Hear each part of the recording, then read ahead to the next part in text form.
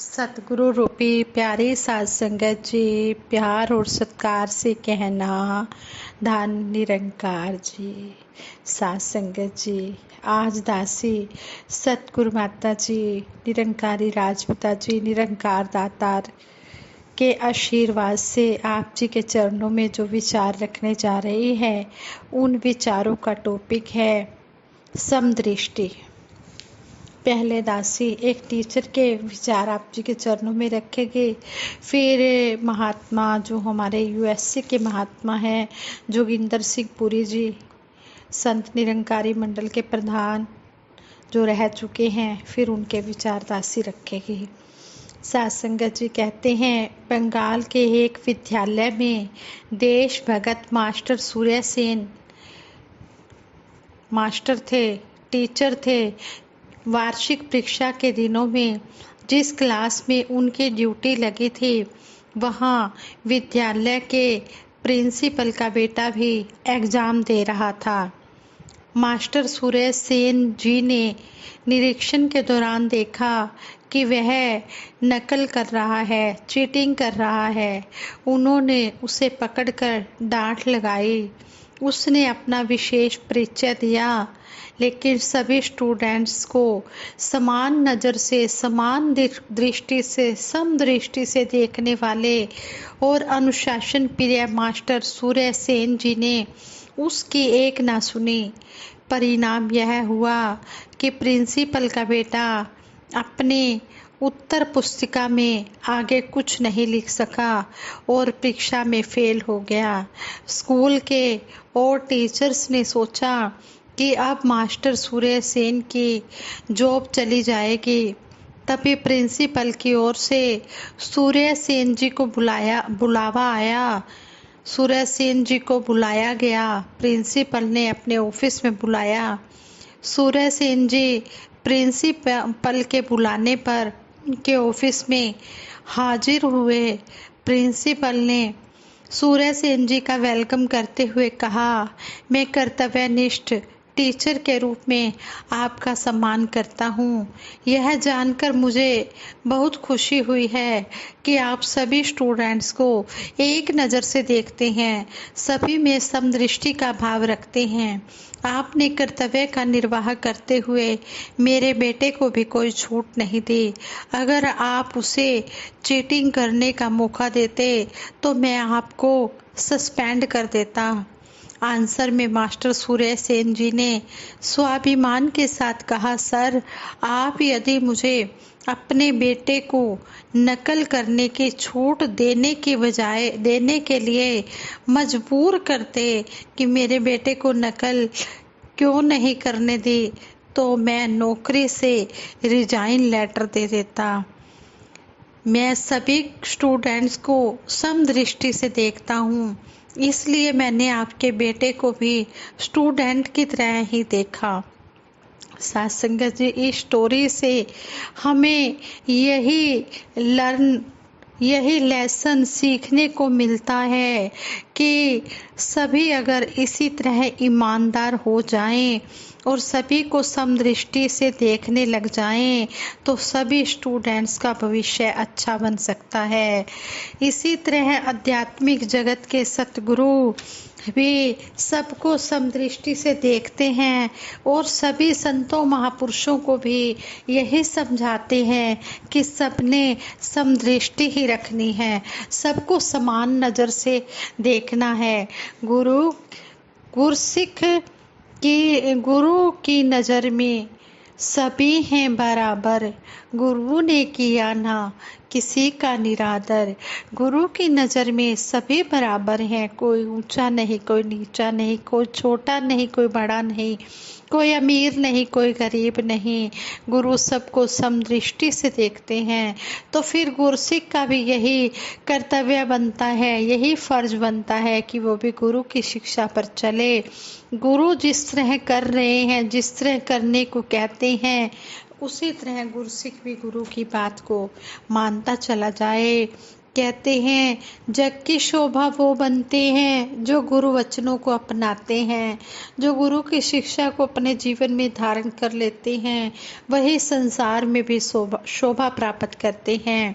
ऐसे ही दासी आदरणीय महात्मा जोगिंदर सिंह पुरी जी के भी विचार आप जी के चरणों में रखे कि कहते हैं कि समदृष्टि का विषय बहुत विशाल गंभीर है। क्वेश्चन यह है कि देखने वाली नज़र कौन सी है और किसको देख रही है। इसमें शक नहीं कि परिवर्तन ही जीवन है। इस प्रतिदिन बदल रही दुनिया में जो कुछ भी दिखाई दे रहा है, न तो वह पहले ही वैसा था और ना ही कभी फिर वैसा होगा।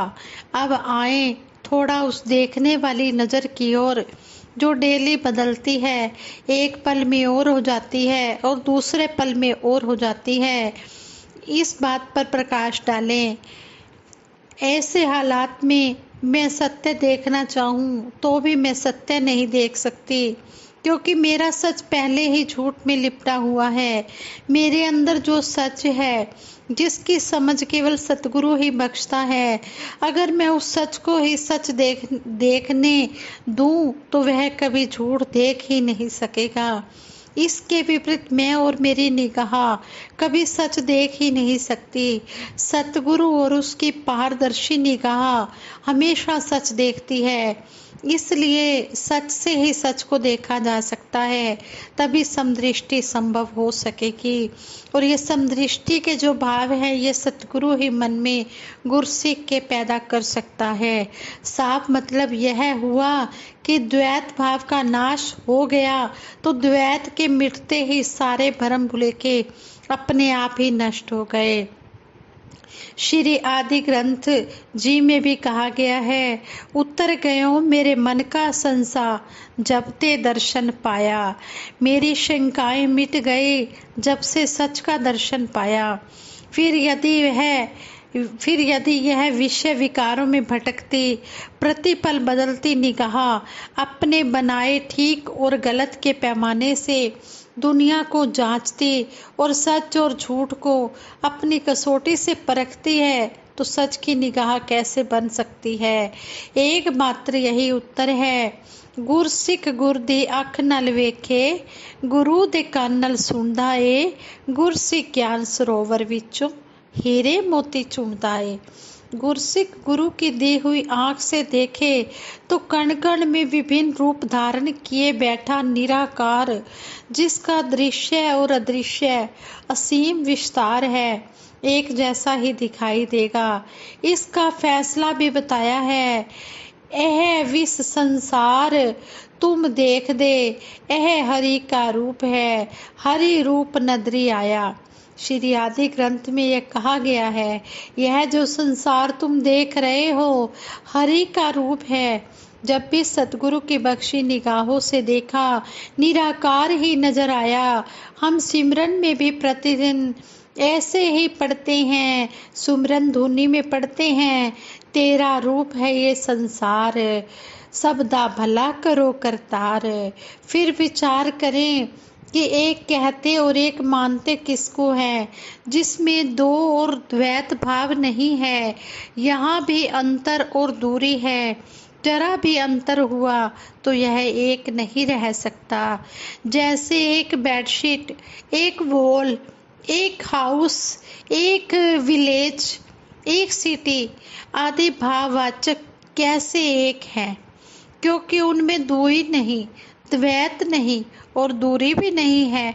इसलिए स्पष्ट हुआ कि देखने वाली नज़र और जिसको वह देख रही है उसके बीच कोई दूरी ना हो, केवल सच ही सच को देखे।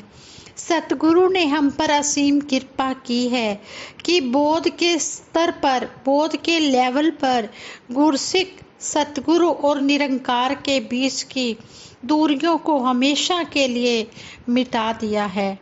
श्री गुरु ग्रंथ साहिब में इस दिखाई देने वाली दुनिया के दो अलग अलग रूपों का वर्णन किया गया है।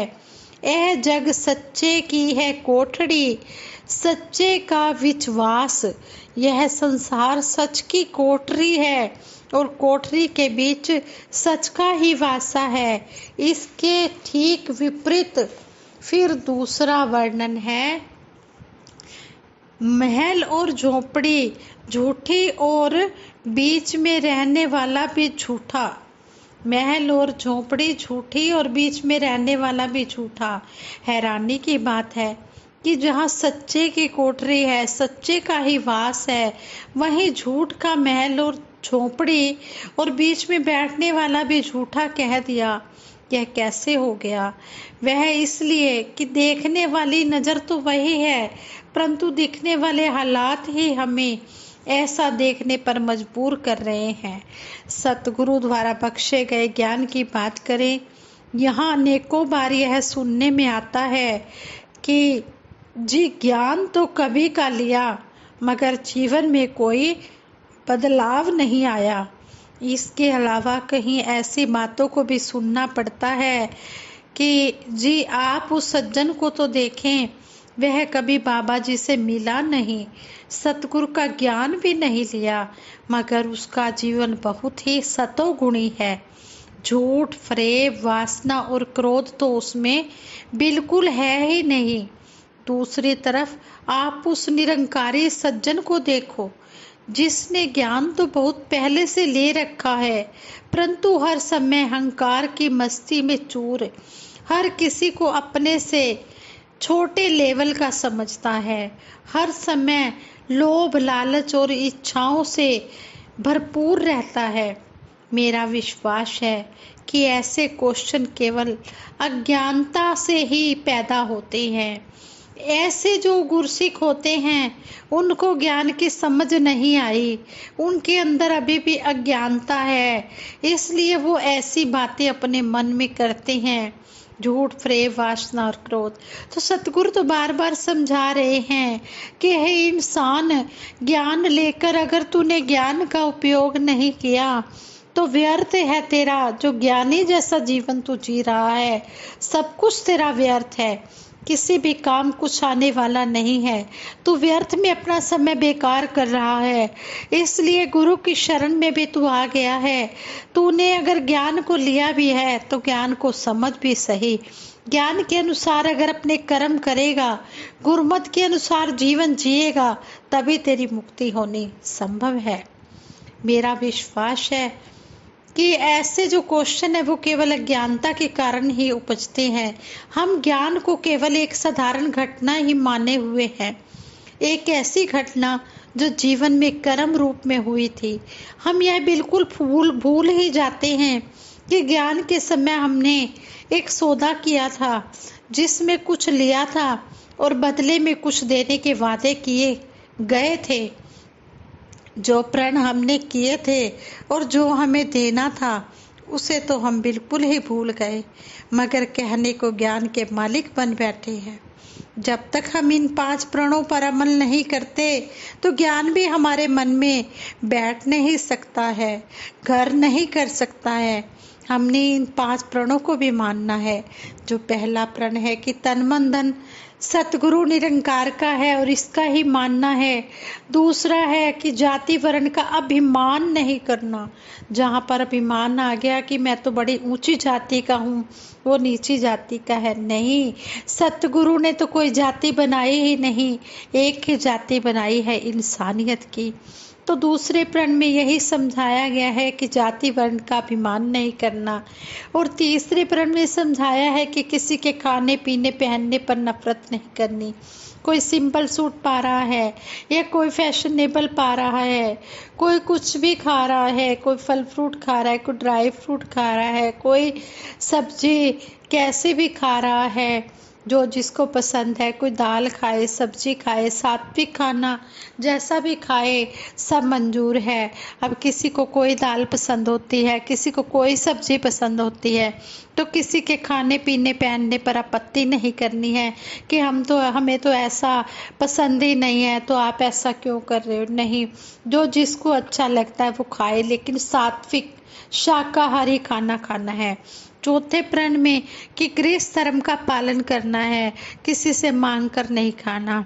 दशा नमदे कीर्त कमाणी, नहीं बढ़ना दूजे ते भार। शहनशाह जी भी हमें संपूर्ण अवतार वाणी के शब्द द्वारा समझा रहे हैं कि हमने किसी के ऊपर भार नहीं बनना, हमने अपनी मेहनत की कमाई से अपना और अपने परिवार का गुजारा करना है। और पांचवा प्रण ये है, जिस तरह जिनको ज्ञान देने की इजाज़त दी जाती है, जैसे हमारे जोनल इंचार्ज जी हैं, संयोजक जी हैं, तो जिनको इजाज़त दी गई है वही केवल ज्ञान दे सकते हैं। और जिनको ज्ञान आज मिला है, ये 20 साल पहले का मिला हुआ है, अगर सतगुरु की तरफ से उन्हें इजाज़त नहीं है तो वो ज्ञान को कृपया सतगुरु की आज्ञा के बिना बिल्कुल नहीं खोलेंगे। तो जब इंसान इन 5 प्रणों पर चलता है, जो ये 5 प्रण कर दिए, वादे कर दिए, तो अगर वो चल रहा है तभी वो ज्ञान का हकदार है। और अगर वो इन प्रणों पर नहीं चल रहा तो वो ज्ञान का मालिक नहीं बन सकता। ऐसी अवस्था में जो ज्ञान की निगाह में सतगुरु ने बख्शी थी, वह कैसे हमारे जीवन की पूंजी बन सकेगी अगर हम इन बातों को नहीं मानेंगे। यह हमारी पहली समस्या है।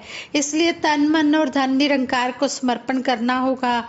इसमें भी दूसरी समस्या यह है कि क्या यह वास्तविक सत्य है कि सतगुरु ने मुझे इस सच को जानने वाली निगाह बख्शी है।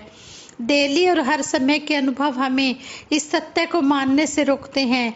यह ज्ञान मेरे मकान की रजिस्ट्री, मेरे कार के पेपर्स, मेरी यूनिवर्सिटी की डिग्रियों आदि से अलग है।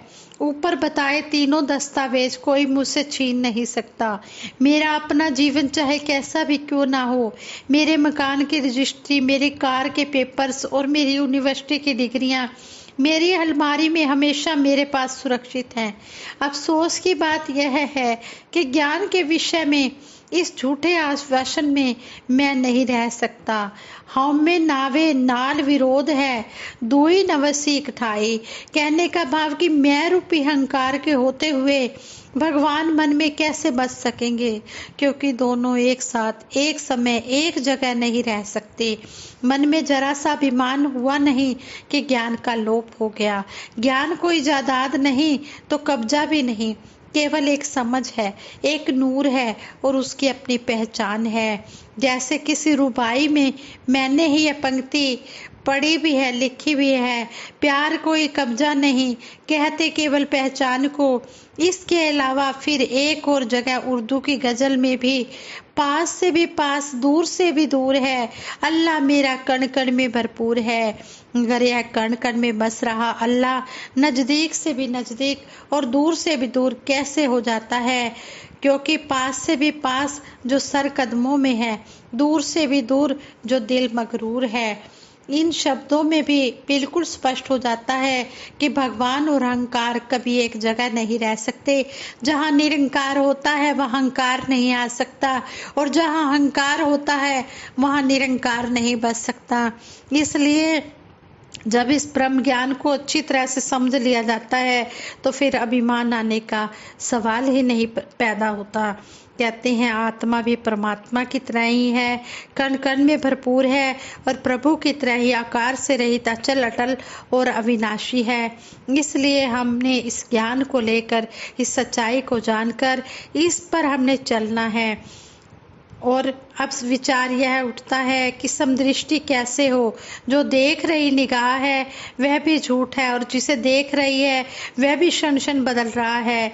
मेरे अनुभव के अनुसार समदृष्टि एक ही हालत में संभव है कि जब सतगुरु द्वारा बख्शी हुई रूहानी निगाह इस सच्चे की कोठरी में वास करते हुए इस सच को ही देखेगी।